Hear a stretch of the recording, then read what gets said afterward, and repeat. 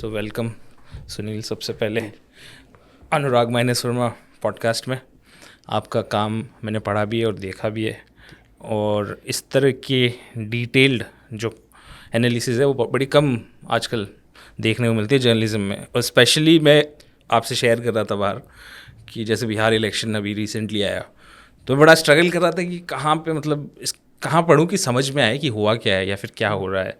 तो मुझे बहुत कम इस तरह की कोई, जैसे यूट्यूब पे भी ढूंढ रहा हूँ तो वहाँ पे हंसी मजाक और मीम्स और उस तरह की चीज़ें ज़्यादा हैं। एनालिसिस भी है तो बड़ी सस्ती वाली एनालिसिस है, बीजेपी की है तो एक ये है, अगर आप प्रो कांग्रेस हो तो सिंपल है कि वोट चोरी हो गई और इलेक्शन कमिश्नर ने हरा दिया, बीजेपी ने कुछ नहीं किया उसका मतलब। और दूसरी तरफ है तो वो भी बड़ी बेसिक सी एनालिसिस है। तो इन सब के बीच में मैं चाह रहा था कि हम मुद्दा तो इस तरह का रखें कि इस वक्त हम देखें तो नॉर्दर्न इंडिया एक तरह से पूरा, शायद हिमाचल को छोड़ के पूरा स्वीप कर लिया बीजेपी ने। और आप इन एरियाज़ को बहुत अच्छी तरह से जानते हैं, आपने बहुत डिटेल में काम किया है, चाहे यूपी हो बिहार हो। तो अगर हम बिहार से शुरू करें तो ये क्या इलेक्शन का जो रिज़ल्ट था वो सरप्राइजिंग था आपके लिए, ए? और दूसरा, आपको इस चीज़ में कैसे लग रहा है कि बीजेपी ने एग्जैक्टली किस तरह की चीज़ें की इस तरह का ह्यूमेंगस मैंडेट पाने के लिए? जैसे कि ये आश्चर्यचकित तो नहीं था मामला बीजेपी के लिए कि बीजेपी इतना जा रही है, ये बहुत नॉर्मल सा ही लग रहा था। एक तो ये आप देखिए कि बीजेपी के जो एलआई है सारे के सारे, जो पांच पांडव कह के वो बात कर रहे हैं बीजेपी वाले, उन सब का जो वोट है ना, आपस में वो एक दूसरे के साथ में एलाई होने वाला वोट है। इंडिया अलायंस के साथ में कि ये भी बड़ी प्रॉब्लम थी कि उनके जितने एलाई हैं उनका सबका वोट आपस में एलाई होने वाला नहीं है। वो सब बटे में उनके अलग अलग वोट हैं। वोट तो सबका अलग है। हाँ जैसे जीतन राम मांझी का अपना एक वोट है भूंइया समाज का, हाँ। और जो दलितों में जो है दूसरी बड़ी आबादी है, तीसरी बड़ी आबादी है, तो वो उनका वोट है। लेकिन वो उनका वोट बीजेपी के किसी भी एलाई के साथ चला जाएगा, शायद आरजेडी के साथ वो जाना मुश्किल हो। अच्छा, इस जैसे तरह से, ओके। मुकेश साहनी का वोट, आपने मुकेश साहनी को डिप्टी सीएम तो कर दिया, लेकिन मुकेश साहनी के समाज का वोट मुश्किल था कि उस वोट को ट्रांसफ़र करा पाते आप जो है आरजेडी के साथ में। तो एक तो ये बड़ी प्रॉब्लम थी, और ये हमें दिख रहा था कि एनडीए के जितने भी घटक है उनके वोटों में हमें कहीं टूट नज़र आ ही नहीं रही थी। और इंडिया ब्लॉक कोई नया वोट ऐड करता नहीं आ रहा था, बल्कि उसके वोट हमें कई जगह टूटते दिख रहे थे, जिसमें बड़ी टूट जो है उनके लिए जो है ओवैसी कर रहे थे। उसके बाद दूसरी बड़ी टूट उनके लिए बसपा कर रही थी। शायद 5 सीट आई उनकी। हाँ, 5 सीट भी आई, और बसपा की 1 सीट आई, लेकिन बसपा ने भी उनको काफ़ी सीटों पे किया, जिसका बहुत कम एनालिसिस लोगों ने किया। क्योंकि मतलब वोटिंग परसेंटेज उनके ज़्यादा थे बसपा वो वालों हाँ, क्योंकि शुरू में जो है महागठबंधन ने एक कॉन्सेप्ट बनाने की कोशिश की थी इस बार, कि वो MYC करने की कोशिश थी, लेकिन वो वोट भी उनका उस तरह से नहीं आ पाया, खुद राजेश राम अपनी सीट हार गए। तो ये बहुत आश्चर्यचकित नहीं था, बल्कि और इसके अलावा भी बीजेपी जब अपना काम शुरू कर दिया तो ये शुरू करती है फरवरी से वो इलेक्शन देखना शुरू कर देती है। जब फरवरी में वो स्पेशल बजट देती है बिहार को, और ये स्पेशल बजट है कि जो पूरे इलेक्शन को बदल रहा है, तब जाके आप जो है जो पेंशनधारी पत्रकार हैं उनकी पेंशन बढ़ा पा रहे हैं। जितनी भी वृद्धा पेंशन, विधवा पेंशन, जितनी भी चीज़ें हैं वो आप जो है उसको डबल कर पा रहे हैं। शिक्षा मित्रों की सैलरी आप डबल कर पा रहे हैं, होमगार्डों की सैलरी आप डबल कर पा रहे हैं, और जीविका दीदी का भी पैसा आप यहीं से दे पा रहे हैं। अगर ये स्पेशल बजट नहीं आया होता तो शायद नीतीश कुमार जी इतना सब कुछ नहीं कर पाते जो उनके पास में वो था। ये बजट वाला पॉइंट बड़ा इंटरेस्टिंग है। लोग सिर्फ 10,000 को ही देख रहे हैं कि सिर्फ 10,000 दिए हैं। नहीं, मैं इसमें एक और चीज़ कहूँगा कि लोगों ने 10,000 देखा, लेकिन 10,000 वो अभी देख रहे हैं जो अभी आया है। इसी से 2 महीने पहले नीतीश जी ने जो है सभी जितनी भी जीविका दीदी थी उनके ज़्यादातर को, जो अगर कोई किराने की दुकान करना चाहती है तो उसको 40,000 का सामान दिया गया था। अगर कोई सिलाई करना चाहते तो उसको सिलाई का सामान दिया गया था कि वो उसके पैसे बाद में वो लौटाएंगे कर करके, जो अपना वो जो सेल्फ ग्रुप है वो उसमें वो जो है पैसे वो वापस लौटा रहे थे। ये हमें अभी यहाँ के दिख रहा है, क्योंकि ये सीधे सीधे सरकार की तरफ से उनके अकाउंट में गया, और इलेक्शन के टाइम पे गया, इसका बड़ा हल्ला हुआ। जो पिछला है वो नहीं गया। और एक और इंटरेस्टिंग था कि एक गाँव में जीविका दीदी के कम से कम 15 समूह हैं, और हर समूह में 15 जो है महिलाएं हैं। तुलसी, खुशबू, लक्ष्मी, ऐसे करके उनके सबके नाम हैं, और उनकी एक सीएम दीदी होती है जो उसको सबको गवर्न कर रही होती है। तो इसका मतलब है कि बहुत बड़ा नंबर था महिलाओं का जिसको कनेक्ट किया गया था। तो ये एक बड़े पॉइंट हुए। उसके पहले भी बीजेपी जब फरवरी में बीजेपी ने काम और किया था कि उसने जो है प्रवासी वोटरों के लिए 500 समितियाँ अपनी बनाई थी। और उसके लिए बाकायदा आपके नोएडा में, हाँ, हरियाणा की समिति के तो हेड ही थे नायाब सिंह सैनी। और महाराष्ट्र में देवेंद्र फडणवीस को ये जिम्मेदारी दी गई थी कि आप कैसे इन वोटरों को, उन्होंने चिन्हित किया था कि बिहार से बाहर बिहार के 1,30,00,000 वोटर रहते हैं और हमें 80 लाख वोटर टारगेट करने हैं जो बिहार इलेक्शन के समय हमें लेके जाने हैं उन स्टेट से जो सारे स्टेट में। उसमें बड़ा नंबर जो है आपका पंजाब, हरियाणा और दिल्ली था। यहाँ पे उनके नंबर, और यहाँ में पंजाब थोड़ा मुश्किल था, लेकिन हरियाणा और दिल्ली उनकी सरकारें थी। तो इसको कैसे आप कन्विंस करके आप लेके जाएंगे, तो आखिर तक आते आते ये बातें आने लगी कि जो है लोगों से बात उन्होंने कर दी कि अगर आप वोट करने नहीं जाएंगे तो आपको सरकारी योजनाएं जितनी मिल रही है आपके परिवार को वो ख़त्म हो जाएगी। अब लोगों को लगा कि नहीं, उनको जो सरकारी योजनाएं मिल रही है, जो उनको 5 किलो राशन मिल रहा है, या उनको जीविका दीदी में जो पैसा मिला है, इनकी माँ को वृद्धा पेंशन जो मिल रही है, या पिताजी को कुछ मिल रहा है, जो घर मिला है, कुछ भी जिस भी तरीके से जो है गया है वो सारा का सारा खत्म हो जाएगा। तो इसलिए ये अपीलिंग रहा उनके बीच में कि नहीं, ये हमें ये बचाना है और इसको जाके। अच्छा। और इसीलिए आप देखें कि जैसे ये जो वोट परसेंटेज बहुत ज़्यादा मूव कर रहा है, ये इसकी एक बड़ी वजह यही है। और क्योंकि दरअसल ये जितने तबके हैं ये वो हल्ला नहीं करते, आप इनका हल्ला आप बूथ में देखेंगे, बूथ में तब्दील होते देखेंगे कि कैसे जो है इन्होंने अपनी चीज़ें जो है, इनका जो शोर है वो बूथ में नज़र आएगा। तो वो बूथ में इनका शोर नज़र आया। और उसके पहले नीतीश जी ने 2005 से 10 उनकी बहुत इम्पोर्टेंट सरकार है। 5 से 10 में उन्होंने बहुत सारी चीज़ें इंट्रोड्यूस की थी। और उसमें सबसे पहला काम किया था उन्होंने जो है अति पिछड़ों का पंचायती राज जो है व्यवस्था में रिजर्वेशन 20%। अच्छा जी, तभी वो अति पिछड़ा वोट उनके पास आज तक उतनी मुस्तैदी से रुका हुआ है, क्योंकि उन्होंने वहाँ पे उनकी लोकल लेवल पे लीडरशिप डेवलप की। वो वार्ड समिति से लेके आपके नगर पंचायत तक का। अभी भी आप देखेंगे तो पटना की मेयर अति पिछड़ा समाज से हैं, जो महिला है। और इवन इसका बड़ा उदाहरण है कि जो खेसारी को छोटी कुमारी हरा रही है, वो महिला कानू समाज के जो अति पिछड़ा है, वो वहाँ से रिजर्वेशन से जिला परिषद का सीट जीतती है। फिर वो जो है छपरा की जिला परिषद के अध्यक्ष होती है। और उसके बाद वो खिस्सारी जैसे जो है मैसिव फिगर है, फिगर्स को आप देखें, जितनी भीड़ और जितनी सारी चीज़ें थी, मतलब अगर वो अपनी सीट लड़ के प्रचार करते और सीटों पे तो शायद प्रभाव डाल देते। लेकिन उनको नीतीश की योजना की आई एक अति पिछड़ी महिला जो कि उस रिजर्वेशन पॉलिसी से आती है और वो चुनाव हरा देती। तो ये लीडरशिप जो डेवलप हो रही थी, और ये बहुत सारी अति पिछड़ों में लीडरशिप डेवलप हो रही थी, जिसकी वजह से नीतीश में उनको विश्वास बनता है। वो कहते हैं कि भाई कर्पूरी ने हमें जो है एजुकेशन और सरकारी नौकरी में रिजर्वेशन दिया था, लेकिन नीतीश ने हमें राजनीतिक रिजर्वेशन और नौकरी के रिजर्वेशन में और जो है राजनीति के रिजर्वेशन में एक अंतर है कि आप जब ये देखेंगे नौकरी के रिजर्वेशन में आपको एक लेवल तक पढ़ाई करनी है। भाई अगर आपको IAS बनना, IPS बनना है तो उसके लिए आपको ग्रेजुएट होना पड़ेगा, तब जाके आपके वो जो है दरवाजे खुलेंगे रिजर्वेशन के भी। लेकिन पॉलिटिकल रिजर्वेशन के लिए आपको कुछ नहीं करना, आज लागू हो गया, आज से ही आपके लिए चालू हो जाएगा। और उसके लिए कोई उम्र की बाध्यता नहीं है, क्रीमी लेयर नहीं है, तो उसमें कुछ नहीं है, तो वो आपको मिल जाएगा।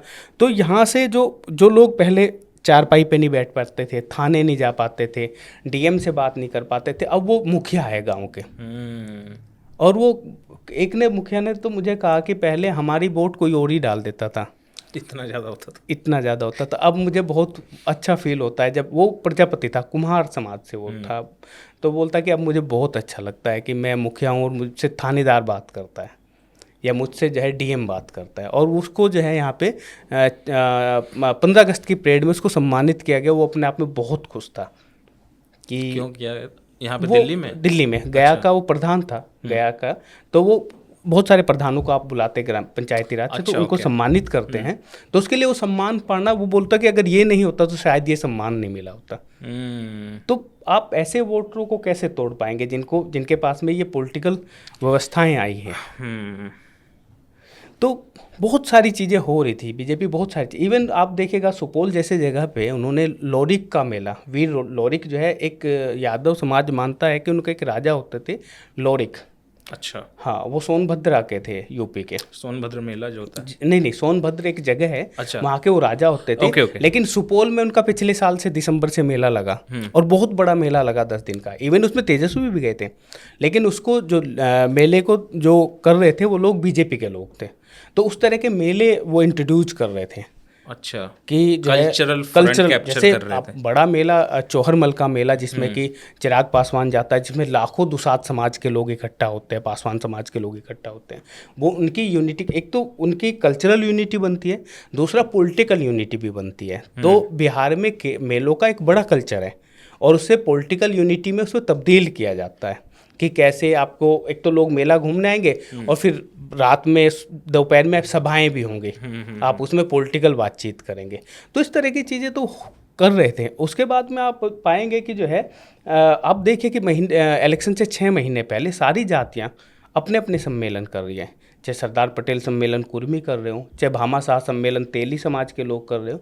तो इस तरह के सम्मेलन तो सारे लोग कर रहे थे। और यह जो है विश्वकर्मा समाज के लोग विश्वकर्मा जयंती पे अपना सम्मेलन कर रहे थे, फिर नौनिया समाज के लोग अपना सम्मेलन कर रहे थे। तो वो सारी चीज़ें इंट्रोड्यूस हो रही थी। और इसी बीच में जो है जब ये वोट अधिकार यात्रा चल रही थी, ये एक बहुत ही इंटरेस्टिंग किस्सा है कि उनको पता था कि वोट अधिकार यात्रा में अखिलेश यादव आएंगे। और जिस दिन अखिलेश यादव आए थे उसी दिन बिहार में राजीव प्रताप रूडी जो बीजेपी के लीडर है और ठाकुर समाज से हैं, उन्होंने जो है राणा सांगा यात्रा शुरू की थी। क्योंकि यहाँ पे लालजी सुमन ने जो यूपी में उन्होंने एक बयान दिया था। नहीं, वो संसद का बयान था। उसके बाद पूरे राजस्थान के और यूपी के ठाकुर जिस तरह लंबित होके आगरा गए थे, उसके बाद उससे पहले आप देखिएगा, वो 2 साल पहले आप खबर पढ़ेंगे, उससे पहले वो वीर कुंवर सिंह यात्रा करते थे। लेकिन पहली बार उन्होंने राणा सांगा यात्रा की। तो इसका राजपूतों को मोबिलाइज कर इसका असर भी दिखता है कि 32 राजपूत जीत के आए हैं, और वो सारे के सारे एनडीए के जीत के आए हैं। तो यह जो है सनातन यात्रा हो रही थी। तो वो मतलब फील्ड में जब इनकी वोट अधिकार यात्रा चल रही थी, उनकी भी छोटी छोटी बहुत सारी यात्राएं चल रही थी। या उससे पहले कर्पूरी को भारत रत्न देना हो, हाँ, या पहली रैली जब मोदी जी जाते हैं तो कर्पूरी के घर से शुरू करते हैं। बहुत दिमाग से काम करते तो वो मोबिलाइजेशन की बहुत सारी चीज़ें। और उसके बाद मतलब आपको बिहार में भी वोट लाना है, या इस बार छठ को बहुत, आप देखिए छठ पूजा को उन्होंने कितना जय किया। इवन हमारी राष्ट्रपति नेशनल फेस्टिवल बना दिया उन्होंने, इन्वॉल्व हुई, और जगह जगह उसका, और जिस तरीके के बैनर होल्डिंग्स लगे। तो उसके बाद तो उसमें थोड़ा सारे बिहारी लोगों ने अपने आप में थोड़ा प्राइड फील किया उसको। एक्सट्रीम माइक्रो मैनेजमेंट है तो काफ़ी चीज़ें, मतलब ये जो है आप ये मानिए कि नीतीश की विश्वसनीयता और इसका जो है सांगठनिक काम बीजेपी का जो इतनी बड़ी विक्ट्री करती है, बीजेपी और आरएसएस का हाँ, मतलब जो है। तो इसमें एक जो नॉर्मली बीजेपी की जो यूएसपी देखते हैं ना कि एंटी मुस्लिम, वो करके और पोलराइजेशन जो करके ध्रुवीकरण 2 कम्युनिटीज़ में कर करा के वोट ले लेती है कई जगहों पे। बट बिहार में हम देखते नहीं इतना इस तरह का कोई कम्युनल स्टेट जिसको बोला जा सकता है, या फिर जहाँ जैसे राजस्थान में भी कम्युनल पॉलिटिक्स उतनी नहीं चलती। उन्होंने कोशिश की पिछले कुछ टाइम से, बट कम्युनल उतनी चलती नहीं, कास्ट का अर्थमेटिक और उसी से जुड़ी हुई थी। क्योंकि वो जो कन्हैया लाल वाले उन्होंने की थी, बट फिर भी ना लोकल लेवल कम्युनिटीज़ के अंदर अभी उस लेवल पे नहीं है जो दूसरे स्टेट में देखने को मिलता है। तो बिहार में भी मैंने जो देखा है कि इन्होंने कोई कम्युनल पिच पे ये नहीं खेला इलेक्शन। नहीं, ये तो आप पाएंगे कि जैसे आदित्यनाथ के भाषणों का उसमें कोई बहुत असर नहीं पाएंगे आप, या मोहन यादव के भाषणों का बहुत असर नहीं पाएंगे। जब वो मथुरा का जिक्र कर रहे हैं, कुछ भी कर रहे हैं, उनका कोई बहुत चला नहीं मामला। बल्कि इस मामले में तो मनोज तिवारी ज़्यादा इम्पेक्टेबल लग रहे थे। उनके भाषण अगर आप देखेंगे तो ज़्यादा इम्पेक्टेबल लग रहे थे। तो ये लोग नहीं चल रहे थे। एक मैं भी जब बिहार में घूम रहा था, मैं पहली बार इतना लंबा बिहार में घूमा और देखा, तो मैं पाया कि बिहार जो है सांप्रदायिक नहीं है, सामंती है। मतलब उसमें कास्ट सिस्टम बहुत मजबूत है, बहुत स्ट्रॉन्ग है, बहुत स्ट्रॉन्ग है, और वो उसमें दिखता है। बल्कि आप उनके देवी देवता देखेंगे, जैसे मैं जो है था यहाँ पे हाजीपुर में, तो हाजीपुर में एक मंडोरा देवी जो है वो निषादों की जो है, और वो अपने समय में सामंतों से लड़ी थी। और उसके पीछे एक कहानी के बाद में वो परी बन के उड़ गई। लोग आज उसे पूछते हैं, लेकिन वो ज़्यादातर उनके जितने भी लोग हैं, चाहे उसमें जैसे चौहरमल ही हो, वो सब के सब आपको सामंत से लड़ते मिलेंगे। वो जमींदारों से लड़ रहे हैं, वो अंग्रेजों से लड़ रहे हैं, तो उस तरह की फीलिंग्स है, कम्युनल फीलिंग उसके अंदर नहीं है। जैसे कि बिहार बहुत ज़्यादा धार्मिक है लेकिन कम्युनल नहीं है, बहुत इंटरेस्टिंग है ये। और यूपी उतना धार्मिक नहीं है लेकिन आपको कम्युनल पहुंच जाता है। तो ये बहुत मुझे बहुत आश्चर्य, जबकि पॉपुलेशन अच्छी खासी है मुस्लिम की भी वहाँ पे। हाँ हाँ बहुत मतलब अच्छी हिमाचल में तो आप ही देखें कि अपने ही दम पे वो इलेक्शन जीती हैं 5 सीटें, मतलब, और वो पहले भी जीती थी, ऐसा नहीं कि इसी बार जीती है, उससे पहले भी 20 में भी वो जीत के आ रहे थे।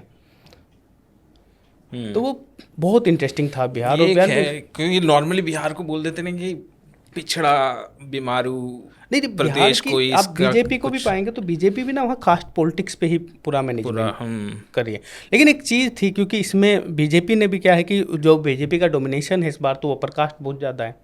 वो ठाकुर भूमिहार नंबर बहुत ज़्यादा, उन्होंने टिकट भी उनको ज़्यादा उनको दिए, जबकि जिस लड़ाई से वो लड़ रहे थे, तो वो दरअसल मैं जब अति पिछड़ों से वहाँ बात करता था, वो एक बात कहते थे कि नीतीश एक बीच की वो धुरी है जो हमें कम्युनलिज्म से भी बचा रही है और फ्यूडलिज्म से भी बचा रही है। इनफैक्ट जो काफ़ी साल पहले ऐसे हुआ था ना कि उन्होंने हाथ मिलाने से मना कर दिया था नीतीश ने, या स्टेज पे खड़े होने से, देखिए बहुत साल पहले। ये इसकी एक कहानी आप देखें कि नीतीश वो आदमी है, जब 2014 में जब नरेंद्र मोदी को प्रधानमंत्री पद का उम्मीदवार बनाया जाता तो वो आदमी एनडीए से अलग हो जाता है। हाँ, इतनी बड़ी बात। तो वो इसका मतलब है पॉलिटिक्स को तो वो पसंद नहीं करता। वो 14 से ही उन्होंने नकार दी थी। और ये भी बड़ा प्यारा किस्सा है, मैं आपको एक किस्सा सुनाता हूँ कि 2014 में जब वो अलग होते हैं और 14 का इलेक्शन लड़ते हैं, पार्टी बुरी तरह लोकसभा हार जाती है, 2 सीट जीत पाती है। उसके बाद में जब वो जो है आरजेडी के गठबंधन से सरकार चलाते हैं, क्योंकि उनका 115 नंबर था 10 में, वो बहुत बड़ी पार्टी थे 10 के इलेक्शन में। तो उसके बाद में क्या होता है कि जो है वो कसम खाते हैं कि उनको हराना है, नीतीश को, इसको जो है मोदी को हराना है। अब आप देखिए कि वो 15 के बाद में जब 15 इलेक्शन में जाते हैं और 15 के इलेक्शन में उनकी सीट 115 होती है, लेकिन और आरजेडी के पास 22 सीट होती है और कांग्रेस के पास 4 सीट होती है। और वो क्या करते हैं कि आरजेडी को 100 सीट देते हैं, खुद 100 सीट लड़ते हैं, और 40 सीट वो कांग्रेस को देते हैं। जिस पार्टी के पास 4 सीटें थी उसको वो 40 देते हैं, जिसमें से 27 वो जीत जाती हैं।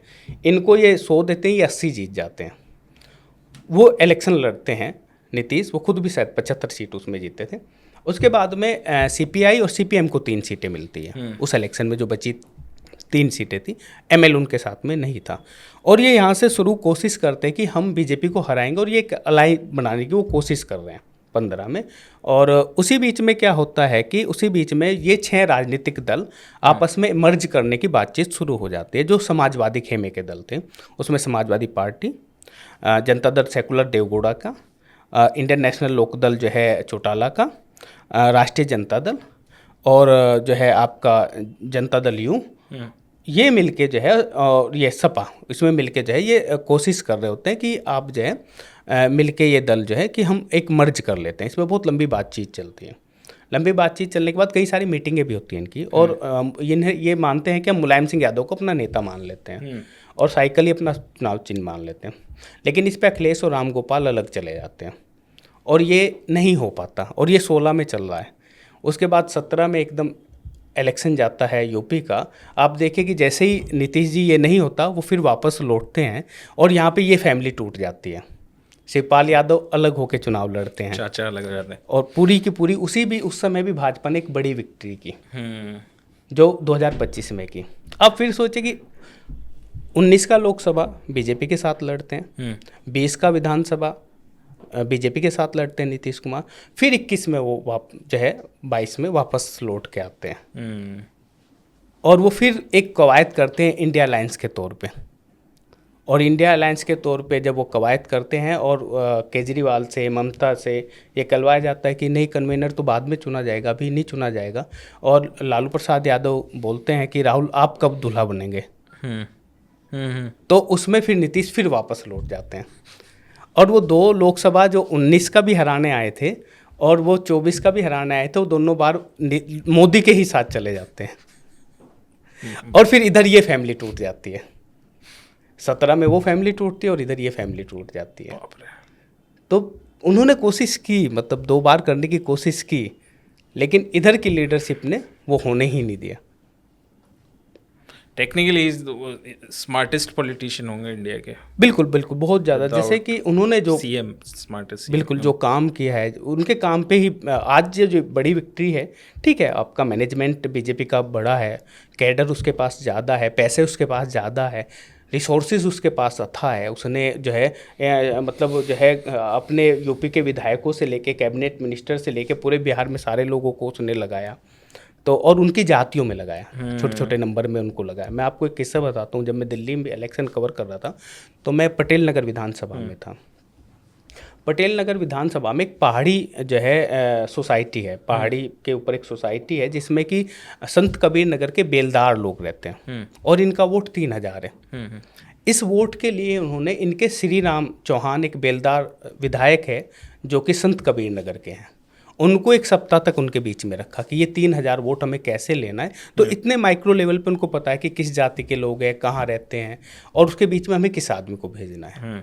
तो ये उनके पास में है, मतलब कि और क्योंकि जब ये जातियाँ, क्योंकि इन सबके अपने जो पहले मुद्दे हैं वो सेल्फ रेस्पेक्ट के मुद्दे हैं कि पॉलिटिकली रिप्रेजेंटेशन, सेल्फ रेस्पेक्ट, ये वो देखते हैं। और जो है सिक्योरिटी, सोशल सिक्योरिटी, आप पाएंगे कि जैसे अभी भी जो थ्रेट है वहाँ पे बिहार में वो सोशल सिक्योरिटी का थ्रेट है ना, कि ये आएंगे तो ये कर देंगे, कि अगर ये लोग, इनको सत्ता मिली तो ये कर देंगे। हाँ। तो वो जो सोशल सिक्योरिटी इनके लिए बड़ा इशू हो जाता है। हाँ। फिर सोशल रेस्पेक्ट बड़ा मुद्दा हो जाता है और उसके बाद पॉलिटिकल रिप्रेजेंटेशन। वो भी होता है ना कि इनका बहुत ही कि यादवों का राज आ जाएगा, दूसरी कम्युनिटी को जीने नहीं देंगे, इस तरह का जैसे ये वैसा था भी। आप सितंबर की एक खबर देखेंगे कि एक नाई ने जो है बाल बनाने से मना कर दिया तो उस यादव ने दोनों आंखें फोड़ दी।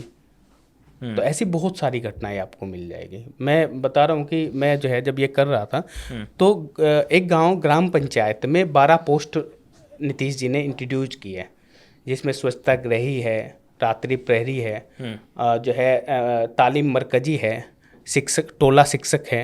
तो इस तरह की 12 है। उसमें एक मेरे लिए बहुत इंटरेस्टिंग था कि उसमें एक कचहरी सेक्रेटरी था गांव में, और इस कचहरी सेक्रेटरी के पास में ये अथॉरिटी है कि ये जो है 10,000 तक के दीवानी और फौजदारी दोनों के मुकदमे देख सकता है। तो मैं इससे बात कर रहा था, ये जो है ईबीसी कास्ट का बंदा था और ये और ये 8800 पोस्ट है पूरे बिहार में। और अगर आप कोर्ट भी जाएंगे, थाने भी जाएंगे तो इनको वो केस, जो इस लेवल के केस होंगे, इनको ट्रांसफ़र कर दिए जाएंगे। ये जो है सरपंचों के साथ में और ग्राम समिति के लोगों के साथ में बैठ के उसको हल करते हैं। तो ये कहते हैं कि वे सस्ता, सुलभ और टिकाऊ न्याय का ये एक मॉडल है। तो इसमें क्या था कि उसने बोला कि आप ताज्जुब होंगे, तो आपको पता है कि सबसे ज़्यादा केस किस बात के हैं?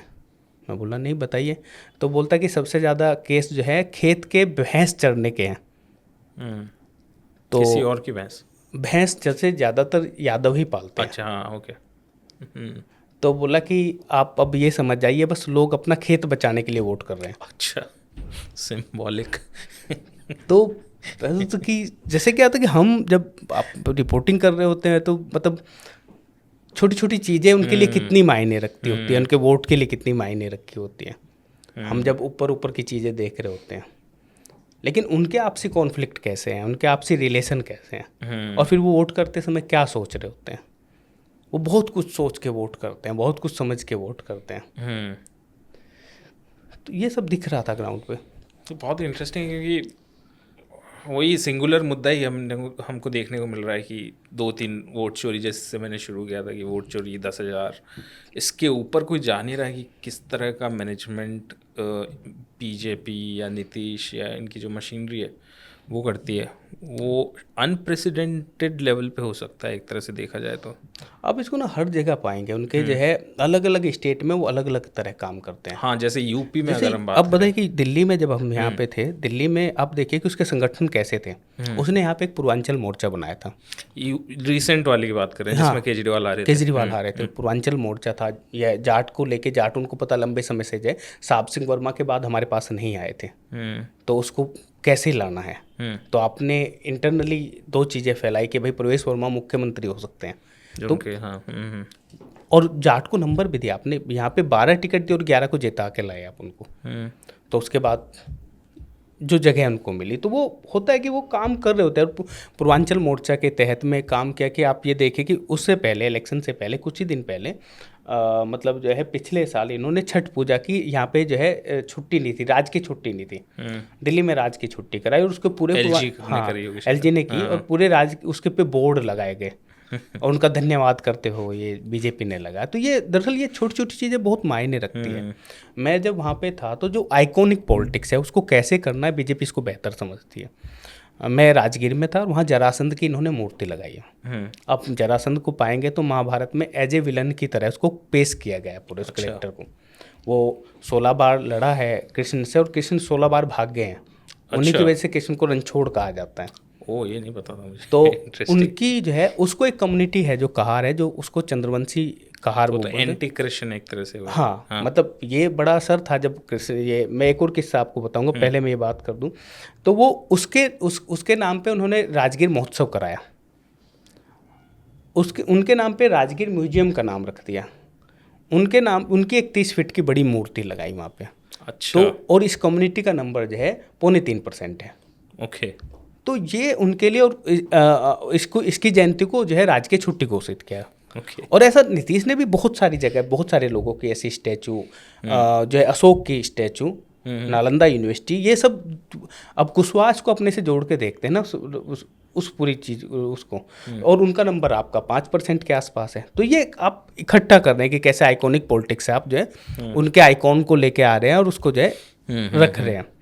तो अब जब आप ये बात कर रहे थे कि ये जो कृष्ण वाला मामला, तो जब अखिलेश यादव जाते हैं वोट अधिकार यात्रा में तो बोलते हैं कि पहले अवध हराया था, मगध हराएंगे।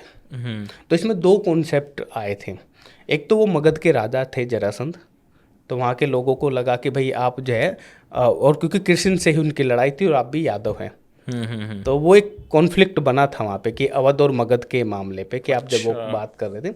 एक और मसला था क्योंकि अवध में आपने जो एक ठाकुर को चुनाव हराया था, लल्लू सिंह जो है ठाकुर थे, और उसके बाद ही जो है वो पूरा मसला जो है लालजी सुमन वाला भी उठ के आता है। तो उसके बाद ठाकुरों में एक लामबंदी आई कि भाई वो आके तो वहाँ पे एक ठाकुर को हराए, फिर हमारे एक राजा को क्या जो है अभद्र टिप्पणी किए, जो पूरी उस समय पे एक छवि बनी, और उसके बाद जो है वहाँ पे राणा सांगा यात्रा शुरू हो जाती है। वो एक कॉन्टेक्स्ट भी दे दूँगा, सबको नहीं पता, वो लाल जी का एक बयान था राणा सांगा को जिससे बहुत राजपूत ऑफेंड हो गए थे और बहुत रैलियां और कुछ वायलेंट भी हो गई कई सारी, तो वो एक कॉन्टेक्स्ट भी। हाँ। तो ये इस तरह की, मतलब ये क्या होता है कि जैसे कि हमारे देश में ना इमोशनली वोट बहुत जाता है, इंटरेस्ट पे भी वोट जाता है, इमोशन पे भी जाता है, लेकिन इमोशन ज़्यादा इम्पेक्टेबल होता है। परसेप्शन नहीं, इमोशन जैसे इमोशन आपका कास्ट में हो सकता है, आपका धर्म में हो सकता है, आपका क्षेत्र में हो सकता है, और इंटरेस्ट आपका कि भाई आपको 150 यूनिट बिजली फ्री कर देंगे, आपकी पेंशन 400 रुपये थी, हम 1100 रुपये कर देंगे, 1100 रुपये कर दी, या फिर जो डोमिसाइल नीति हम लेके आ गए। अभी आप देखें ना कि जैसे तेजस्वी क्या कर रहे हैं, जो नीतीश जो दे चुका था उसी को बोला ना कि अब हम इसे बढ़ा कर दे देंगे, उन्होंने 10 दिए, हम 30 दे देंगे और मकर संक्रांति के दिन दे देंगे। और एक इंडिया अलायंस में कहीं यूनिटी बनती नहीं दिख रही है हमें, कि वो कहीं भी आपको यूनिटी नहीं दिखेगी।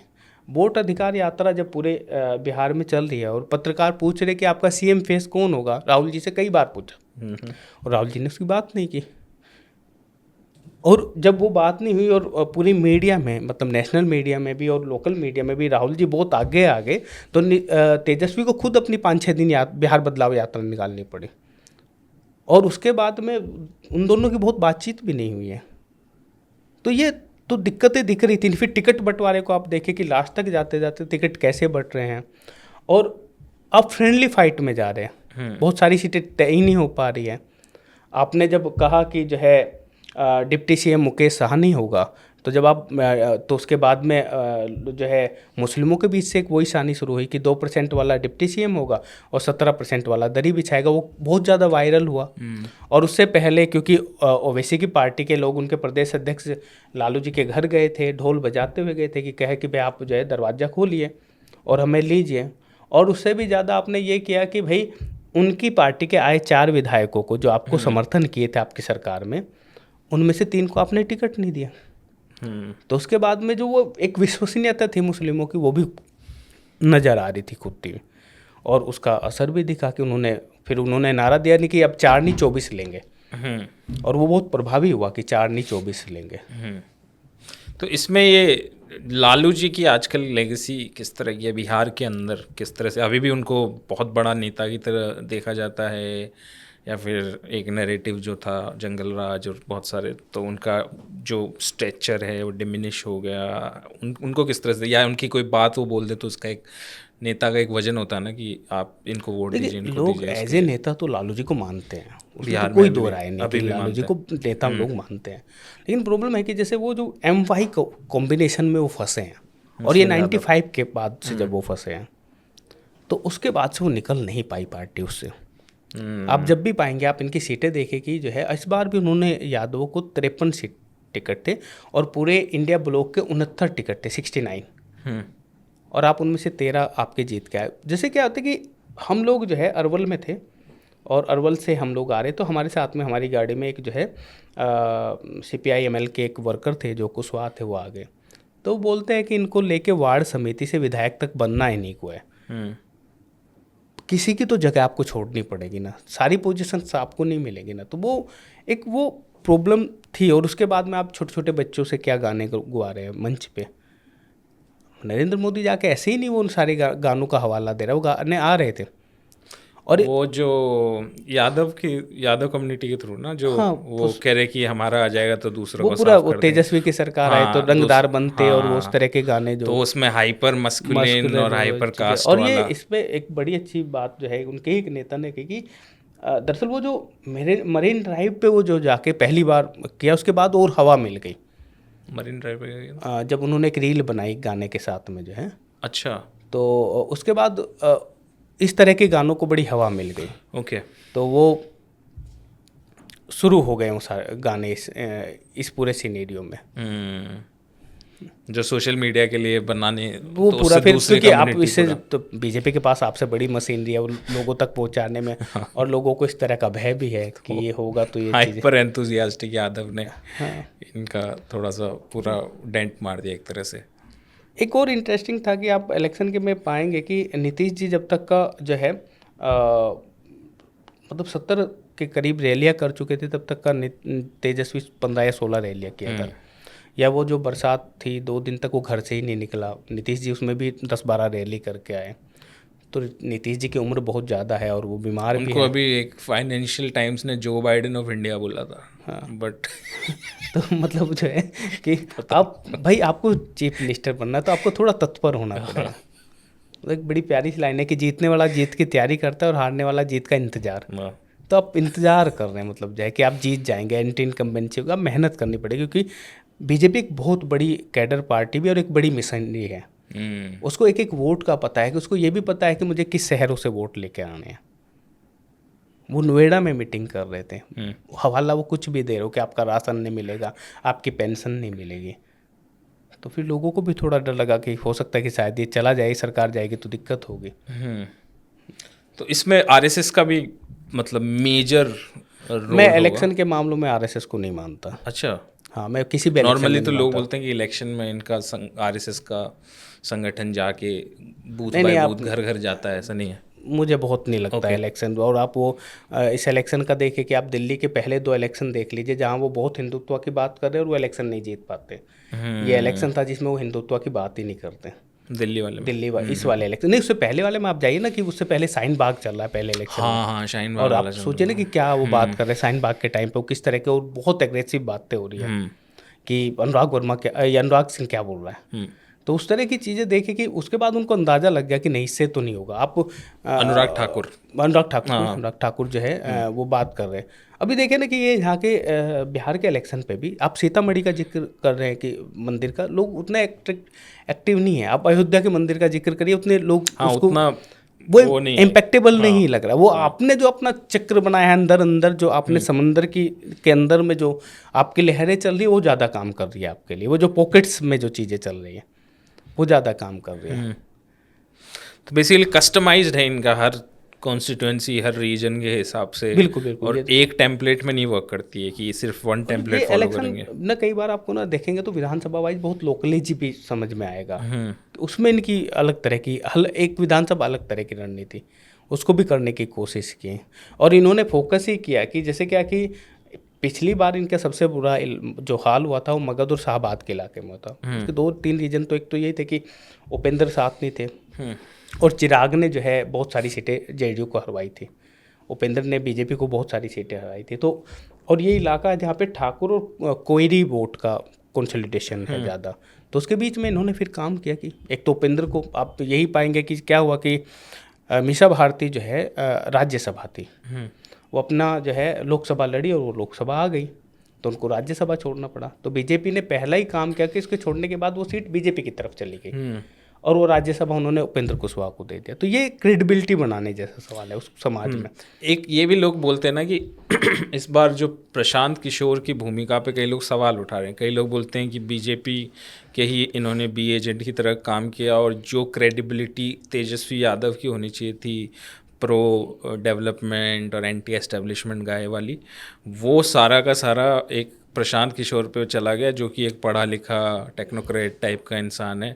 तो तेजस्वी को जो थोड़ा बहुत मिलने वाला था वो भी ख़त्म हो गया और कई सीटों में उम्मीद थी कि प्रशांत किशोर डेंट भी करेंगे। किया तो है, कई वो लोग किया है, 30-35 किया भी सीटों पे है, किया है ठीक है। उसने। तो कई लोग इसमें मानते हैं कि एक तरह से इसमें हो सकता है कि बीजेपी के द्वारा ही तैयार की गई ये एक मूवमेंट या पॉलिटिकल पार्टी हो सकती है। तो आपको क्या लगता है इसके बारे में? जैसे मैं एक चीज़ मानता हूँ कि एक थ्योरी होती है अफर्मेटिव पॉलिटिक्स। अफर्मेटिव पॉलिटिक्स में क्या होता है कि भारत में पहले लोग ये तय कर लेते हैं कि आपको किसको हराना है, ये तय नहीं करते कि आपको किसको जिताना है। अब आप यहाँ से तय करेंगे कि किसको जिताना है, तब वो एक दल चुनते हैं कि अब इसको ये हमें लग रहा है कि उस तरफ जाएगा, ये इससे हमारे हित भी मिल रहे हैं, चीज़ें भी मिल रहे हैं। इसमें एक अच्छी चीज़ ये है कि वो जो है गवर्नमेंट का भी दल हो सकता है, वो गैर विपक्ष का भी दल हो सकता है जिसको उनको हराना है। तो उसमें क्या हुआ कि जैसे उन्होंने चुन तो लिया कि इनको तो नहीं चुनना है, लेकिन उसमें क्या हुआ कि अल्टीमेटली जब इस थ्योरी में जैसे जितने हमले कर रहे थे जो है प्रशांत किशोर, उसमें आप पाएंगे कि वो हमेशा ये कह रहे थे कि अगर मुझे तेजस्वी और नीतीश में चुनना हो तो मैं नीतीश को चुनूंगा। ये बात उन्होंने कई सारे मंच पे कही जब उनसे बार बार ये पूछा जा रहा था। तो वो लोगों का जो इन्होंने भी जो एक एंटी इनकम्बेंसी खड़ी की थी वो आरजेडी के खिलाफ में ज़्यादा हो गई। हाँ। और वो इनका वोट भी इस तरफ में हो गया क्योंकि उन्हें लगा कि ये उस जीत में नहीं आएंगे। तो ये अफर्मेटिव वोट कि ये आपने एक तरह की स्वीकृति दी, और वो जो स्वीकृति की राजनीति है, वो स्वीकृति की राजनीति तो बनी लेकिन वोट उसका एनडीए को चला गया। तो ये पक्का इन्होंने किया है। ये जो है ये जन स्वराज एक आज तक में इंटरव्यू है अमित शाह का, तो उसमें उनसे पूछते हैं कि आप क्या सोचते हैं प्रशांत किशोर के बारे में, जन स्वराज के बारे में। तो बहुत सॉफ्ट रिप्लाई देते हैं वो अमित शाह कि देखिए कोई भी पार्टी लड़ती है, कोई भी नहीं, हम उसको एज ए राइवल की तरह ही देखते हैं, उसको हम छोटा नहीं मानते हैं। इतना प्यार से वो बोलते नहीं किसी के लिए बोले, तो हमें लगता है कि वो हमारे राइवल की तरह ही हम देखते हैं कोई भी पार्टी बनती है। तो इसमें भी एक चीज़ मैं बताऊं, जैसे कि आप देखें ना कि क्योंकि भाई वो चुनावी मैनेजमेंट पहले से उसने किया है 2014 से वो अपने और सारा उनका डेटा बहुत है उनके पास आईपैक के थ्रू, और उस तरह के, और मीडिया में भी बहुत सारी बात उसको लेके कॉन्टेक्ट्स बहुत ज़्यादा है। अब देखिए ना कि जिस दिन वो प्रेस कॉन्फ्रेंस कर रहा तो यूट्यूबर से लेके मेन स्ट्रीम मीडिया से, मतलब उसकी टेबल पे हजारों माइक रखे हुए हैं। मतलब इसका मतलब है कि हजारों लोग उसकी प्रेस कॉन्फ्रेंस में आते हैं। और उसके बाद में जैसे आप देखिए कि जीतन राम मांझी को लेके मीडिया के क्या कवरेज है, या चिराग पासवान को लेके, या उपेंद्र कुशवाहा के जो है राष्ट्रीय लोकमंच को लेके जो है क्या मोर्चा को लेके क्या कुछ बहुत जो है उस तरह की कवरेज नहीं है। या मुकेश साहनी भी इसलिए मीडिया में आगे कि कोई डिप्टी सीएम हो गए, या फिर वो राहुल के साथ में दिख रहे हैं, या वो तेजस्वी के साथ में दिख रहे हैं, या उसके भी आईपी गुप्ता को लेके क्या जो इंडियन इंस्टीट्यूटिव पार्टी। इसमें आपको नहीं लगता है कि उनका जो एक ड्रामेटिक पर्सोना है जो कि काफ़ी फ्रेंडली है यूट्यूब और व्यूज़ के लिए, उसका भी एक रीज़न? हाँ बिल्कुल, इज़ वेरी ड्रामेटिक। मुझे तो कई बार लगता है कि क्योंकि आजकल बहुत सारी चीज़ें ना वो पैसों पे भी आती है। हाँ, मतलब इसमें हम कोई उसको नकार नहीं सकते कि बहुत सारा मीडिया उस तरह से इंट्रोड्यूस भी हो रहा है, वो आता है तो एक तरफा भी काम करता है कि हमें किसके साथ में होना है। तो वो भी जैसे वो अनंत सिंह के साथ बहुत सारे मीडिया जैसे हमेशा वहीं जा रहे हैं, वो ड्रामेटिक है। नहीं, वो तो एक व्यूज का फिर खेल व्यूज़ वाला कि मतलब वो इतना से ज़्यादा आपको ना देखने में मज़ा आ रहा है, एंटरटेन कर रहे हैं, तो अनंत सिंह एंटरटेन तो कर ही रहे थे, एंटरटेनमेंट तो है। लेकिन वो भी घटना अब जो चुनाव से 2 दिन पहले चंद से दुलार चंद हत्या वाली, उसने इलेक्शन को बदल दिया पूरी घटना, उसका भी बहुत असर है। उसके बाद क्या होता है कि उस घटना के बाद में जो है कि एक तो यादव और भूमिहारों के बीच की वो एकदम खाई जो पहले से मौजूद थी, जिसको बार बार जाके इवन परशुराम सम्मेलन में गए थे तेजस्वी यादव। मैं जब बता रहा हूँ आपको कि जब बहुत सारे जातियों के सम्मेलन हो रहे थे तो भूमिहारों का भी सम्मेलन हुआ, उसमें गए वो।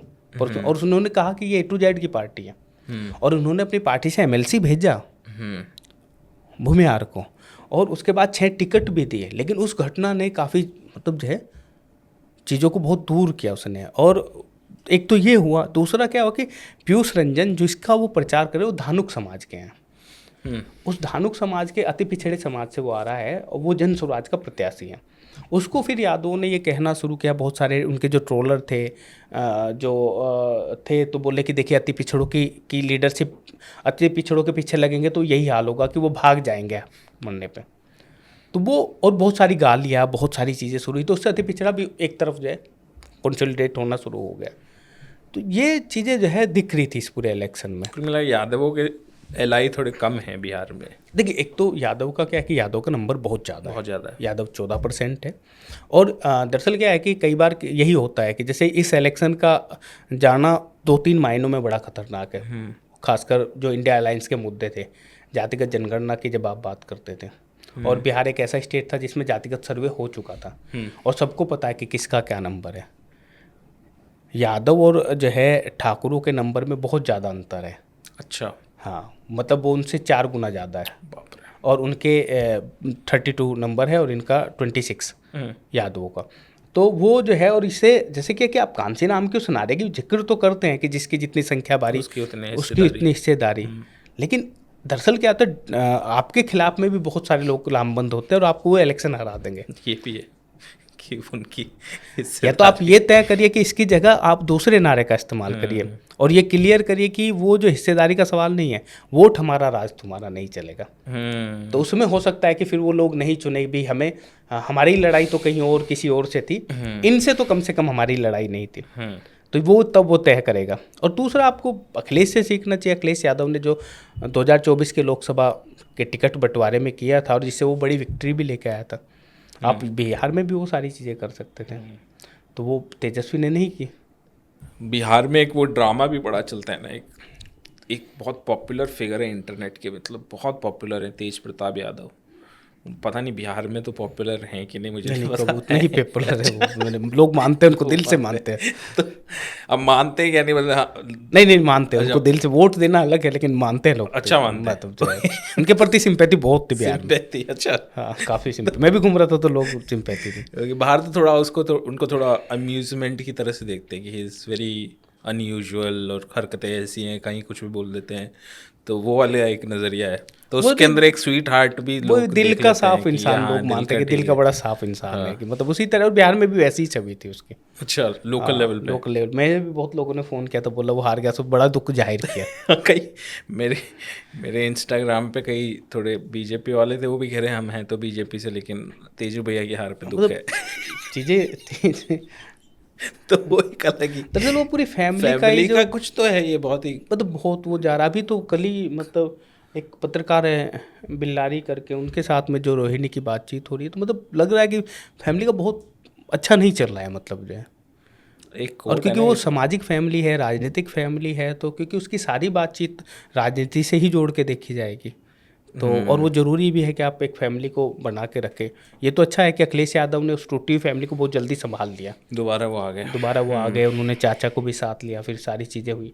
हालांकि ये मुलायम जी के जाने के बाद हुई, तो लेकिन वो है कि अखिलेश में वो काबिलियत थी कि वो लेके आ गए। तो अब तेजस्वी कब तक किसको जो है, अखिलेश आई थिंक बहुत ज़्यादा व्यवहारिक और वो नेता उस तरह के हैं, काफ़ी स्मार्ट, समझ भी हो जाती है, स्मार्ट पॉलिटिशियन भी लगते हैं मुझे तो, कई बार समझ भी हो जाती है। जैसे आप पाएंगे कि 2012 में जब ये सरकार चला रहे थे, तो आप कभी इंटरनेट पे खोजिएगा कि 2012 के लास्ट में ही या 2013 के शुरुआत में एक मूवमेंट शुरू हो गया था मीडिया में कि उत्तर प्रदेश की सरकार को 4.5 मुख्यमंत्री चला रहे हैं।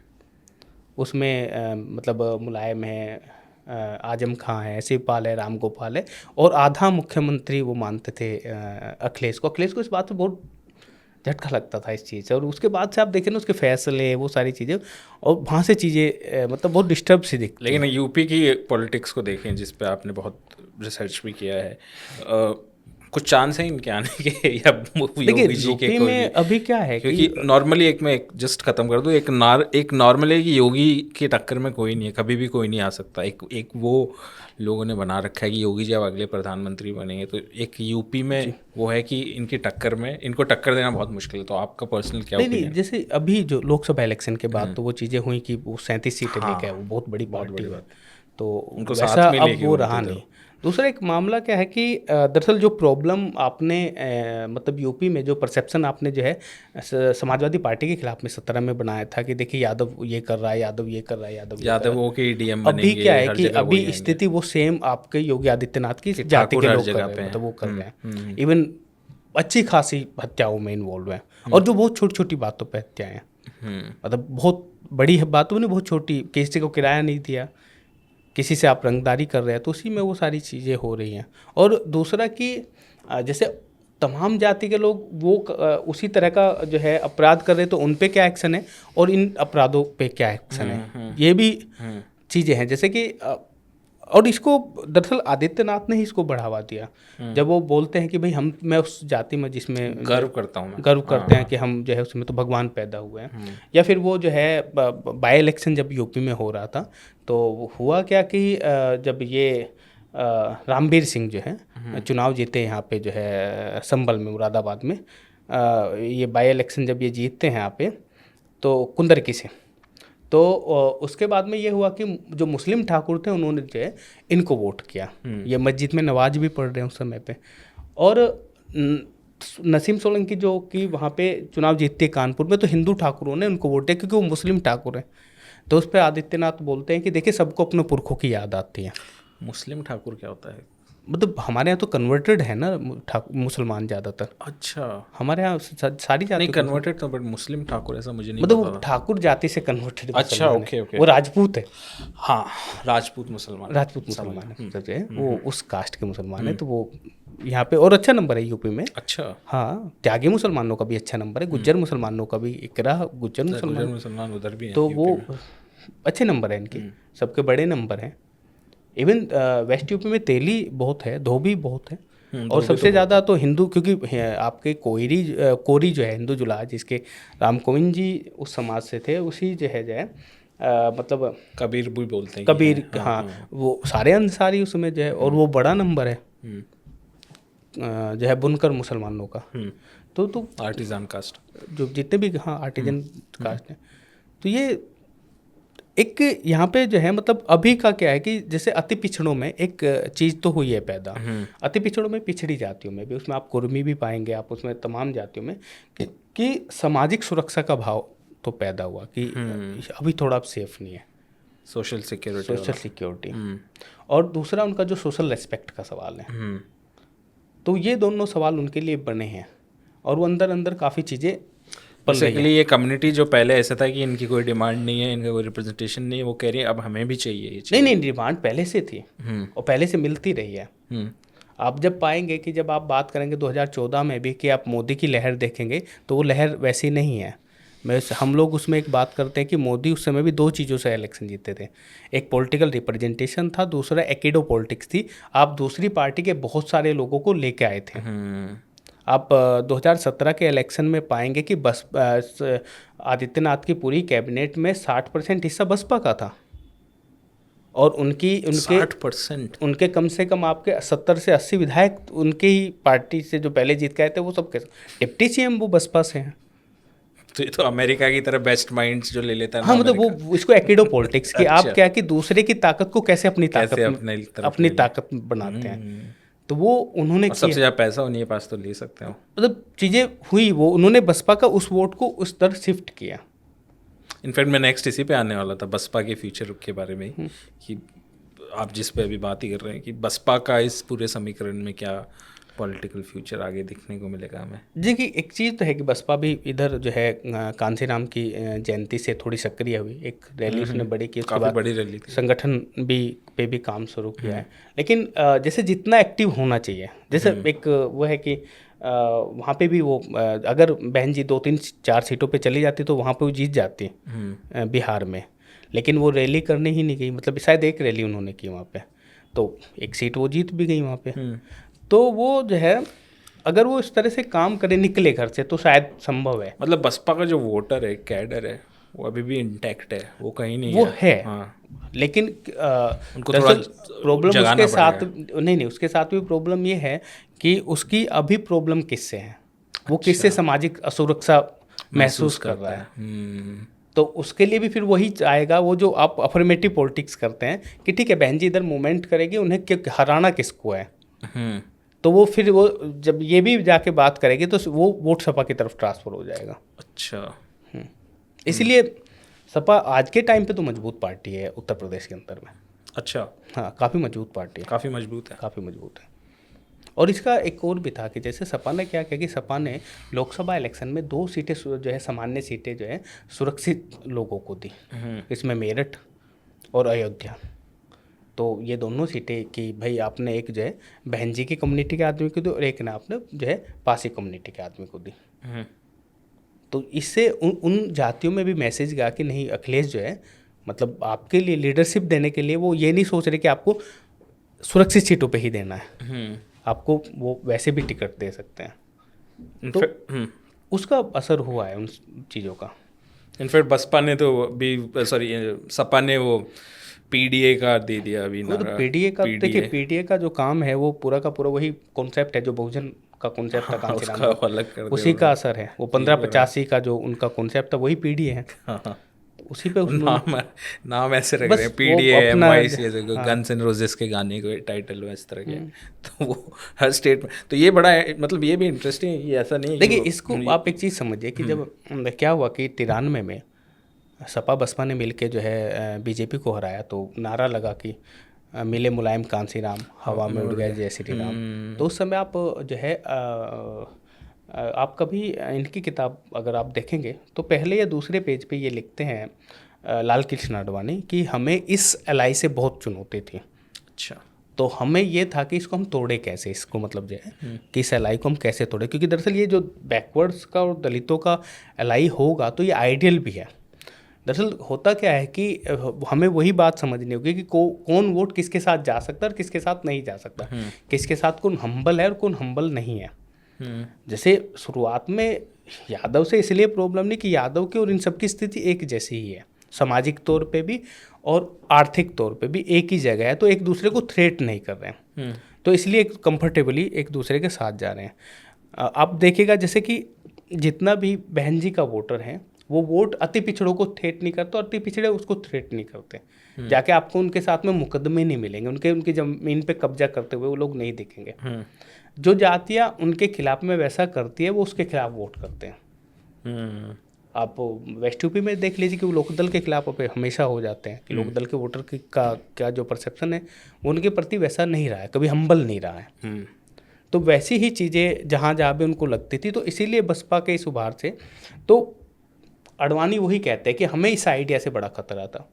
और उन्होंने वो सरकार जब टूटी उसकी बहुत खुशी मिलाई, और उस पर अटल बिहारी वाजपेयी के इंटरव्यू में आप पढ़ेंगे देखेंगे रजत शर्मा के कि हमने पहले एक कांटे से दूसरा कांटा निकाला और फिर दोनों को फेंक दिया। वो आइडिया का मसला है, वो उसी आइडिया की वो बात कर रहे हैं। इनफैक्ट कई पॉलिटिकल एनालिसिस्ट या ऑथर ये भी तो बोलते हैं कि ये जो पूरा पोस्ट मंडल का जो एरा था उसकी वजह से जो हिंदुत्व की लहर जो 2014 में है वो डिले हो गई। वो पहले नहीं होता तो बहुत पहले ही ये चीज़ आ जाती। बिल्कुल बिल्कुल। बट ये जो लोकल लेवल पे जो कास्ट की और ये समीकरण हुए और पोस्ट मंडल की जो पॉलिटिक्स हुई उससे वो डिले हुआ है जो हिंदुत्व आज हम देख रहे हैं। नहीं बिल्कुल, ये एकदम बड़ा बिल्कुल वो डिले हुआ है। और दरअसल वो 14 में भी वैसा वो कह के नहीं आए हैं। 14 में डेवलपमेंट और बहुत सारी चीज़ें हैं, फिर डेवलपमेंट विकास था, उसके बाद में जो पार्टियों के अंदर से चीज़ें आई हैं उसमें सपा बसपा की लीडरशिप टूट रही है, आरजेडी की लीडरशिप टूट रही है। आप देखेंगे कि वहाँ की बड़ी लीडरशिप तोड़ के वो लोग लेके आ रहे हैं, एक माहौल क्रिएट हुआ। और उसके बाद में वो जो आप पाएंगे कि वो, और इवन आप पाएंगे कि पहली जो है भाजपा थी कि जो है 9 अति पिछड़ों को टिकट दी थी इसमें लोकसभा में जो है। तो वो एक कॉम्बिनेशन भी बन रहा था उसकी वजह से भी चीज़ें थी। एक दूसरा कि पाएंगे कि जैसे कि यूपी की अगर हम बात करें तो यूपी में अखिलेश यादव ने क्या किया कि मतलब कुछ पहले योजनाएं चले, वो बहुत कंफ्यूज भी कर रहे थे आपस में एक दूसरे को हो रही थी। तो आप जो है उसी के बाद, उस हार के बाद में उन्होंने क्या था कि अपनी लैपटॉप वाली योजना और जो बेरोजगारी भत्ता देते थे वो बंद कर दिया था उन्होंने। उसी के बाद में बहुत सारी योजनाओं को उन्होंने रोक लिया था। लैपटॉप वाली अखिलेश ने जो ग्रेजुएट पास को जो लैपटॉप दे रहे थे, हाँ, वो 14 के लोकसभा के बाद उन्होंने नहीं दिए थे। जब वो उसमें बुरी हार उनकी हो गई थी, बस परिवार की 5 लोग। और उसमें भी एक भी चीज़ थी कि आपने बहुत सारे टिकट उसमें भी आपने यादवों को दिए थे 14 के लोकसभा में भी। और आपने वो जो है आपका यादव और मुस्लिम टिकट उसमें नंबर्स ज़्यादा थे। इंटरेस्टिंग। इसमें एक जैसे हर स्टेट का हम देख रहे हैं कि किस तरह से, राजस्थान का तो कुछ बात करने का फ़ायदा नहीं है कि वो उसमें तो ये एक बार सबसे। हालांकि वहाँ पे खुद की अपनी उनके कॉन्फ्लिक्ट है, सचिन का और फिर गहलोत का इतना कॉन्फ्लिक्ट है, वो नया ना भी हो तो भी एक बार था ना कि गहलोत ने इलेक्शन में मतलब बहुत सारी जन लाभार्थी योजनाएं झड़ी लगा दी, मतलब कि अरे भाई क्या कर रहा, बहुत लगाई दी, मतलब बहुत सारी चीज़ें, फ्री मेडिकल, फ्री आपका ये और बहुत सारा कुछ कर दिया। उसके बाद भी गहलोत की सरकार बुरी तरह से हार गई। तो प्रेस कॉन्फ्रेंस में वो ये सरप्राइज बोला, यार मैंने इतना किया, मेरे को कैसे हरा दिया। स्वास्थ्य के मामले को लेके हेल्थ में तो बहुत काम हुआ है राजस्थान, पहला स्टेट था जो, बट वहाँ का पॉलिटिक्स मतलब ज़्यादातर ऐसी कि लेकिन इसका थोड़ा सा कि क्या असर की जो है कि वसुंधरा को करके इनको भजन लाल को लेकर आए।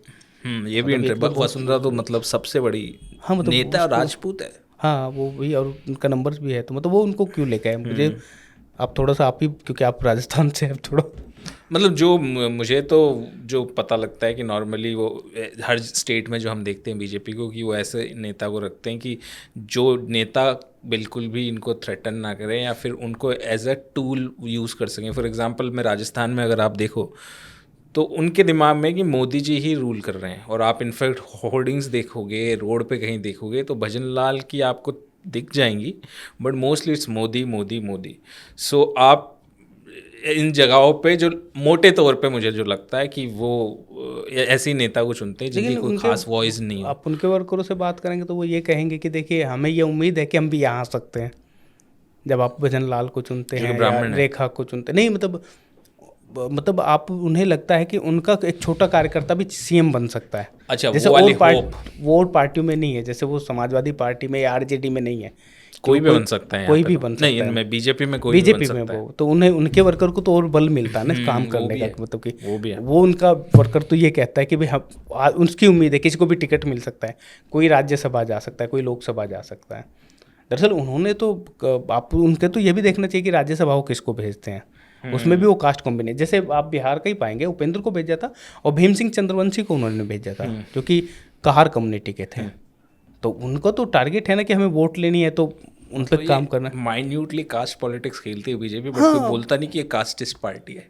नहीं, जैसे वो दिखाने के लिए, क्योंकि हमारे यहाँ दिल्ली में इतना संघ हो गया, इतना संघ हो गया कि हमें हर चीज़ में एक तो संघ ही नज़र आता है। जबकि संघ जो है यूनिवर्सिटी कॉलेजों से ज़्यादा आगे है नहीं, वो बहुत कम है। ठीक है, थोड़े से धार्मिक चीज़ों में अब हमें दिखने लगा, मंदिरों में, चीज़ों में, या उसकी तरह के बहुत सारे अब धीरेन्द्र शास्त्री जो कर रहे हैं, जो उनके इन्फ्लुएंसर हैं, वो चीज़ें। तो हम ये कह रहे हैं कि जब इतना बड़े आइडिया को लेके संघ चल रहा तो फिर इतने सारे इन सबको क्या जरूरत है, तो उन सबको तो उसी के साथ हो लेना चाहिए। तो वो नहीं है, और वो पॉलिटिकल इन्फ्लुएंस नहीं करता। अगर करता तो आज भी होप नहीं बची रहती कि भाजपा हार सकती है। तब तो उसके तो ज़्यादा है ना हिंदू, तो फिर भी नंबर में ज़्यादा, तो उनको तो आप हरा ही नहीं पाएंगे फिर इस बात पे। मतलब मोटे तौर पे राजनीति जो है कास्ट की है, वो कास्ट आपने दिल्ली में कास्ट की है।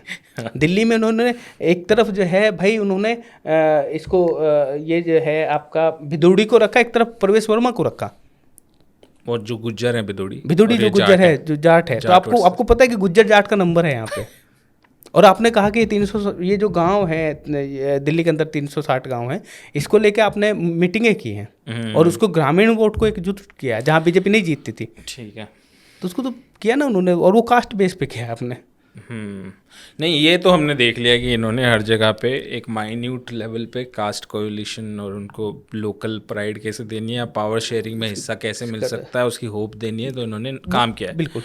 बट इन सब स्टेट में जैसे अपकमिंग बंगाल का इलेक्शन आने वाला है, तो ये एक ऐसी जगह है जहाँ को वो इतनी कोशिश करने के बाद भी पेनिट्रेट नहीं कर पा रहे, तो उसकी कोई होप है कि इन्होंने एक जो है एक कॉन्स्टिट्यूशनल असेंबली में जो है एक नेता थे, मुझे नाम नहीं, बर्मन थे, वो ओबीसी थे, उनकी स्टैचू इन्होंने जो है म्यूनसिपैलिटीज में लगवाई है दिल्ली में। अच्छा। और वो बंगाल के सांसद थे कांग्रेस के, और वो उस समय ओबीसी की बड़ी वकालत उन्होंने की थी। तो इसका मतलब है कि उनका है।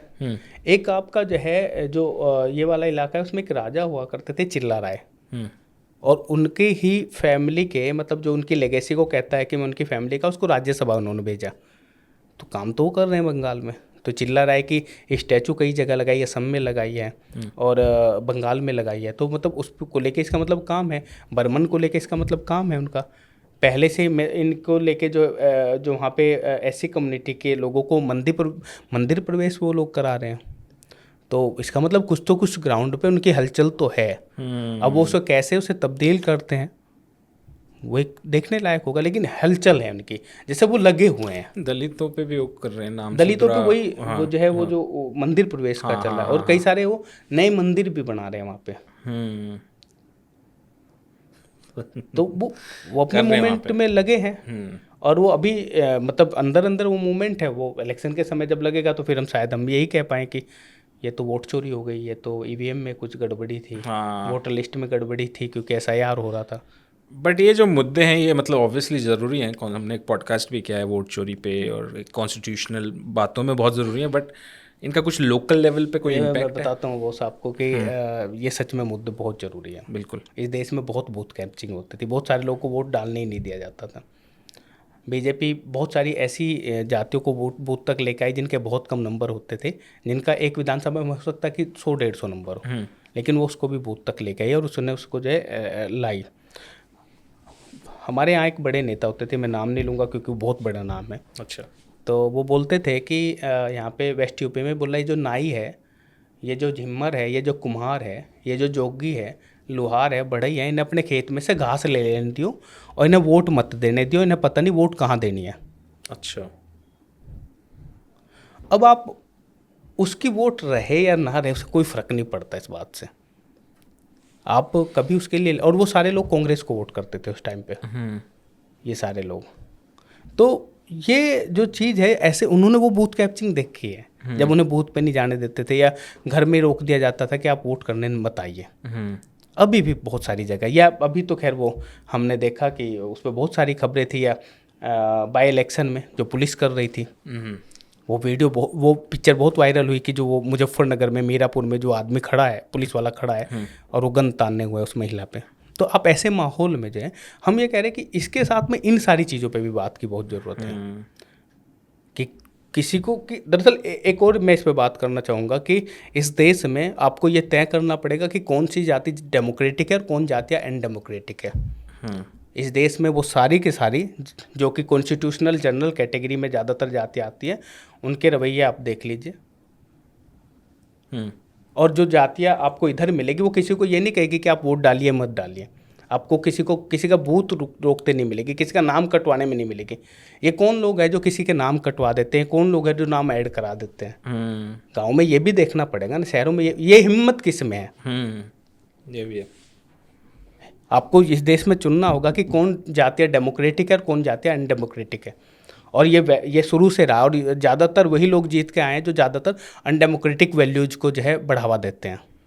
आप सोचिए कि एक टिप्पणी हुई, एक दलित सांसद एक टिप्पणी करता है और उसके घर पे हजारों लोग जिस तरह से जाते हैं और पूरे कई प्रदेश के लोग जाते हैं, ये डेमोक्रेटिक आप क्या कहने जा रहे थे? ये तो पूरा अनडेमोक्रेटिक एकदम एनार्किस्ट। हाँ, जब आप राहुल गांधी संविधान लेके चलते हैं तो संविधान भी कई बार किसकी हिफाजत करता है इससे ही पता चलता है। हाँ। भाई जिसका थानेदार होगा हिफाजत उसकी होगी, बिल्कुल। या सीएम जिसका होगा हिफाजत उसकी होगी, तो संविधान तो उसकी तरफ से मॉडिफाई हो गया। किताब बचाने से कुछ नहीं होगा, उसको आपको सामाजिक उस पर भी उतारना पड़ेगा, उससे कुछ नहीं होगा। आपको समाज में वो चीज़ें उतारनी पड़ेगी, जब तक नहीं उतरेगी तो वो तो नहीं आएगी ना। मुझे लग रहा है कि हमारे देश में ना कई बार ना हमें कई सामाजिक मूवमेंटों की बहुत ज़रूरत है, बिल्कुल। जो नहीं हो रहे हैं। काम का सम्मान नहीं है हमारे देश में, डिग्निटी का सवाल हमारे यहाँ नहीं है। आप किसी को उसके काम से बुलाते हैं और उसके काम से उसको इज्जत देते हैं, बिल्कुल। आप व्यक्ति होने से इज्जत नहीं देते, तो उसकी ज़रूरत है इस देश में।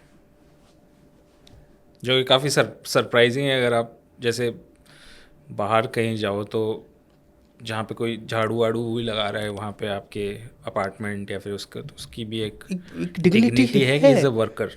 है, हमारे यहाँ यहाँ नहीं पे है। ऐसे रहे तो ड्राइवर, यहाँ तो मेन स्ट्रीम पार्टी के प्रवक्ता, बीजेपी जैसी मेन स्ट्रीम पार्टी के या फिर कांग्रेस के, मैं किसी एक पार्टी के लिए नहीं बोल रहा है, तो एक सामाजिक सोच है लोगों की, सभी की है। तू तो चपड़ासी से भी बदतर है भाई, क्या बोल रहा है मतलब अब इसको ऊपर बीजेपी का एक नेता है, बोला चपड़ासी से भी बदतर है, मतलब सोच बताती है ना अब काम तुम्हारी। की हिकारत आपके दिमाग हाँ, में कि कितनी। चपड़ासी तुम्हारे हिसाब से सबसे नीचे है इसमें। अब ये उदाहरण नहीं दे सकते, तो वो मतलब इस तरह तो की ये सोच है, चीज़ें तो जो है, मतलब तो इसलिए इसके लिए तो एक सामाजिक मूवमेंट मूवमेंट की हम आप इन सारी चीज़ों से बचने के लिए आपको सामाजिक मूवमेंट चाहिए। क्योंकि हम दरअसल पहला ही सवाल है कि हमारे यहाँ एक सिविक सेंस पैदा हो, नागरिक बोध तो पहले पैदा हो कि हम नागरिक हैं नागरिक है और ये राष्ट्र है ये राष्ट्र है जिसे और हमें इसकी बचाना भलाई है। के लिए हमें कुछ करना है। जो आप राष्ट्र पे फेंके ही जा रहे हो कचरा की, खत्म करो इस अब राष्ट्र बहुत सारी को। हर जगह ही जो नहीं है कि आप मतलब आपकी जाति राष्ट्र है, आप ही की जाति सब कुछ है। सब कुछ है, जो अम्बेडकर बाबा साहब अम्बेडकर ने भी कहा था कि तो किस तरह से फंक्शन ये खतरनाक है देश के लिए, बहुत खतरनाक है हमारे देश के लिए ये सब चीज़ें। Super, thank you so much आने के लिए। और इस पॉडकास्ट में इतनी आपने बातें, शानदार बातें कही हैं जो मैंने भी नहीं सुनी, और मुझे पक्का यकीन है कि हमारे जो देखने वाले हैं उन्होंने भी नहीं सुनी, कि इलेक्शन जो है वो बेसिकली फ़ाइट किस तरह से होते हैं। कि जो हम सुनते हैं वो बड़ी सतही तरह की चीज़ें होती हैं, बट आपने डीपर लेवल पे इतना इंटरेस्टिंग एनालिसिस किया है कि it's very mind blowing. Thank you so much आने के लिए पॉडकास्ट में। Thank you. So this was today's episode. अगर आपको ये पॉडकास्ट पसंद है, काम पसंद है हमारा, तो please consider becoming a member on YouTube और join us on Patreon. These conversation, this podcast is this way. These conversation and the podcast survive because of your support, and otherwise I think it's not possible to do it on medium like YouTube, which you know much better than me. So please do consider becoming a member or join us on Patreon. Thank you so much for watching this episode.